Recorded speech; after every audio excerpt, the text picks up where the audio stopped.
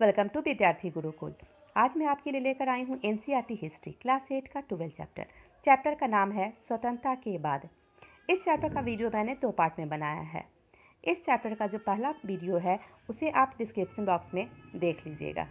अगर आप मेरे चैनल पर नए हैं तो आप मेरे चैनल को सब्सक्राइब करें और बेल आइकन को ज़रूर दबाएं ताकि मेरा जो भी नोटिफिकेशन है, वीडियो का जो नोटिफिकेशन है, सबसे पहले आपके पास जाएगा। तो पिछले वीडियो में हमने पढ़ा कि किस तरह से जब हमारा देश आज़ाद हो गया था तो अब हमारे देश के जो राजनेता थे, हमारे जो देश की सरकार थी, अब उनके सामने ये समस्या थी कि किस तरह से देश को संगठित करना है। जब हमारा देश का संविधान 26 जनवरी 1950 ईस्वी को लागू हुआ था तो इस संविधान की जो सबसे बड़ी विशेषता थी वो थी सार्वभौमिक वयस्क मताधिकार।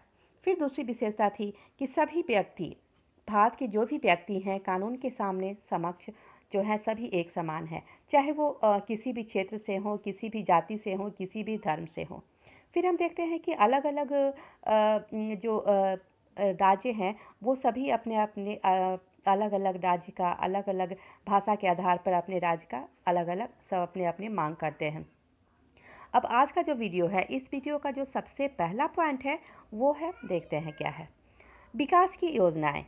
यहाँ हम देखते हैं कि विकास की योजनाएं यानी कि जब हमारा देश आज़ाद हो गया तो अब भारत के सामने, भारतीयों के सामने ये समस्या थी कि किस तरह से इस तरह से विकास की योजना बनाया जाए ताकि भारत और भारतीयों के जो गरीबी से मुक्ति दिलाया जा सके।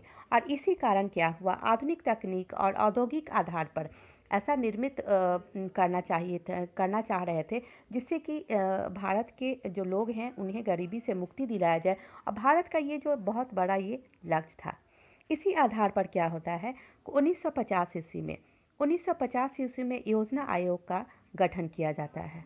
अब इस विषय में क्या होता है कि ज़्यादातर लोगों का ये मानना था, भारतीयों का मानना था कि इसमें मिश्रित अर्थव्यवस्था हो, मतलब कि राज्य और निजी दोनों क्षेत्र इस पर कार्य करें, जैसे कि दोनों जो हैं एक दूसरे के परस्पर पूरक होकर इसमें अपनी अपनी भूमिका अदा करें।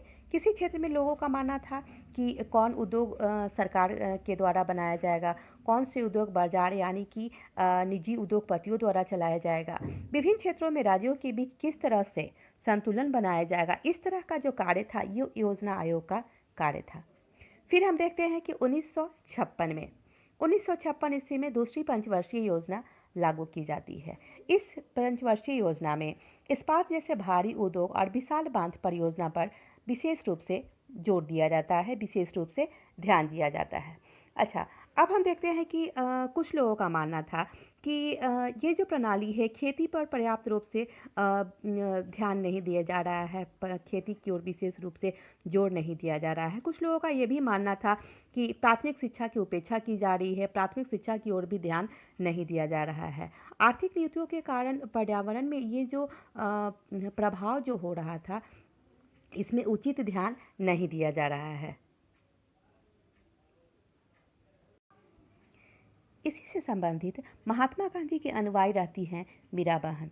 वो कहती हैं 1949 ईस्वी में वो लिखती हैं कि आज हम विज्ञान और मशीनरी के द्वारा कुछ समय तक फ़ायदा ज़रूर लग रहा है। उनका कहना था कि विज्ञान और मशीनरी के द्वारा जो विकास हो रहा है, जो हम कार्य कर रहे हैं, उससे हमें फ़ायदा ज़रूर लग रहा है, लेकिन आखिरकार हमें क्या मिलेगी, इससे तबाही मिलेगी। उनका कहना था कि हमें कुदरत के जो संतुलन, कुदरत के द्वारा, प्रकृति के द्वारा का अध्ययन करके उसके नियमों के हिसाब से अपनी ज़िंदगी चलानी चाहिए, तभी हम स्वस्थ रह सकते हैं और नैतिक रूप से सभ्य प्रजाति के रूप में जीवित रह पाएंगे। और फिर हम देखते हैं कि 1949 ईस्वी में भिलाई स्थित इस्पात 1949 में भिलाई स्थित इस्पात कारखाना का स्थापना किया गया था, जो कि सोवियत संघ की सहायता से की गई थी। छत्तीसगढ़ के जो पिछड़े जो ग्रामीण इलाके में स्थित यह कारखाना था, ये आधुनिक भारत के विकास का एक महत्वपूर्ण प्रतीक के रूप में बन गया था। फिर हम देखते हैं क्या, 1945 ईस्वी में गठित की गई थी अंतर्राष्ट्रीय संस्था संयुक्त राष्ट्र। अभी ये जो है शैशव काल में ही थी। संयुक्त राष्ट्र संघ की स्थापना की गई थी 1945 ईस्वी में। फिर हम देखते हैं 1950 से 1960 ईस्वी के दशक के बीच क्या हुआ कि शीत युद्ध का उदय हो चुका था। अगला पॉइंट है राष्ट्र के 60 वर्षों के बाद। यहाँ हम देखते हैं कि 15 अगस्त 2007 को यहाँ स्वतंत्र राष्ट्र के रूप में अपनी 60वीं वर्षगांठ मनाई जाती है। और उस समय से लेकर जब हमारा देश आज़ाद हुआ था, उस समय से लेकर अब तक क्या हुआ, 13 आम चुनाव हुए थे। कितने आम चुनाव हो चुके थे? 13 आम चुनाव हो चुके थे। राज्यों और स्थानीय निकायों के लिए सैकड़ों चुनाव हो चुके थे। हमारे यहाँ स्वतंत्र प्रेस था, एक स्वतंत्र न्यायपालिका थी। इसके अलावा यहाँ के लोगों की भाषाई विविधता थी, धार्मिक विविधता भी थी। लेकिन इसके बावजूद भी राष्ट्रीय एकता में ये कभी भी रुकावट नहीं बन पाई थी। फिर हम देखते हैं कि संवैधानिक जो गारंटियां थीं, उसके बावजूद अछूत समुदाय जिन्हें कि दलित कहा जाता है, और इस समय आज भी हम हिंसा और भेदभाव से जूझ रहे थे। ग्रामीण भारत के बहुत सारे भागों में अभी भी वे साझा जल, जैसे कि जहाँ पर सभी लोग जो जल यूज़ करते थे वो नहीं यूज़ कर सकते थे। मंदिरों में, मैदानों में सभी लोग नहीं जा सकते थे। अन्य सार्वजनिक स्थानों का इस्तेमाल नहीं कर सकते थे। संविधान में दिए गए धर्मनिरपेक्ष के आधार के बावजूद भी बहुत सारे राज्यों में विभिन्न धार्मिक समूह के बीच कई बार ऐसे टकराव होते रहे हैं। कई बार लोगों के बीच इस तरह की भावना आती रही है कि इन्हें मंदिरों में प्रवेश नहीं करना चाहिए। सब जो जल इस्तेमाल कर रहे हैं उन्हें ये यूज़ नहीं कर सकते हैं, इसका इस्तेमाल नहीं कर सकते हैं। तो किस तरह से जो परेशानी आ रही थी, ये इनके बीच अमीर और गरीब का फासला लगातार बढ़ता चला जा रहा था। फिर हम देखते हैं कि कानून की नज़र में हमारा जो संविधान बनकर तैयार हुआ, तो कानून की नज़र में सबको बराबर स्थान दिया गया था। लेकिन क्या हुआ, असली ज़िंदगी में कुछ ऐसे भारतीयों औरों के मुकाबले ज़्यादा बराबर हैं।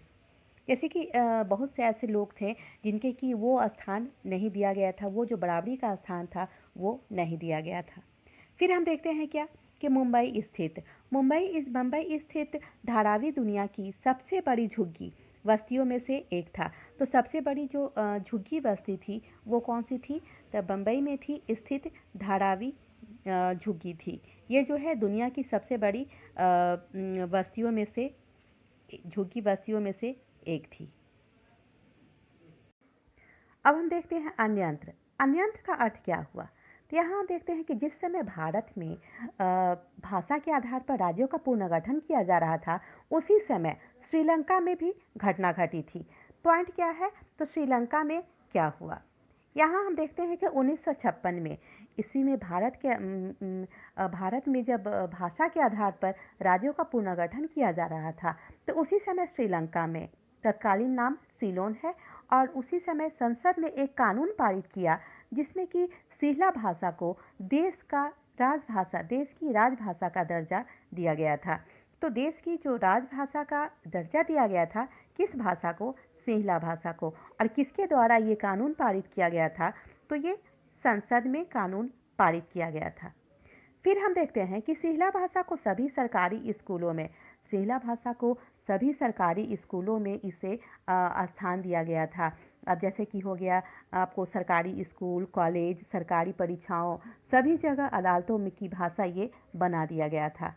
साथ ही साथ अब तमिल भाषी जो अल्पसंख्यक थे, तमिल भाषी अल्पसंख्यकों ने इस कानून का विरोध किया। तो इस सिंहला भाषा जो कानून पारित किया गया था, इसका विरोध किसके द्वारा किया गया? तमिल भाषी अल्पसंख्यकों द्वारा इस कानून का विरोध किया गया था। और एक तमिल सांसद वो कहते हैं क्या कि जब आप मुझसे मेरी भाषा छीन लेते हैं तो आप मेरा सब कुछ छीन लेते हैं। और एक और नेता हैं, वो भी चेतावनी देते हैं कि आप सीलोन को बांटना चाहते हैं। निश्चित रहिए, मैं आश्वासन देता हूं कि एक विभाजित सीलोन ही मिलेगा। सिंहला भाषी के एक विपक्षी सदस्य ने कहा कि अगर सरकार अपना रुख नहीं बदलती है तो इस कानून पर अड़ी रहती है, तो इस छोटे से देश में से दो टूटे फूटे रक्त रंजित देश भी पैदा हो सकता है। तो यहाँ हम देखते हैं कि इस कानून का विरोध किया जाता है सिंहला भाषा का विरोध किया जाता है और लोगों का मानना है कि जब वो अपने कानून पर वो अपनी बात पर अड़े रहेंगे तो देश में एक टूटे फूटे रक्त रंजित देश भी पैदा हो सकता है। फिर हम देखते हैं क्या कि तमिल भाषी अल्पसंख्यकों में सिंहला भाषा थोपी जा रही है। अब क्या हो रहा है कि जो तमिल भाषी जो अल्पसंख्यक हैं उन पर क्या हो रहा है कि सिंहला भाषा जो है थोपी जा रही है। और एक अन्य दक्षिण एशियाई देश पाकिस्तान भी इसलिए दो टुकड़ों में बट गया था, क्योंकि पूर्वी पाकिस्तान के बांग्ला भाषी जो लोग को लगता था कि पाकिस्तान में उनकी भाषा को दबाया जा रहा है। तो इस तरह से हम देखते हैं कि ये जो चैप्टर है समाप्त हुआ। और ये चैप्टर आपको कैसा लगा, ये वीडियो आपको कैसा लगा, आप कमेंट बॉक्स में ज़रूर बताएं। आप मेरे वीडियो को लाइक, शेयर और सब्सक्राइब ज़रूर करें। Thank you.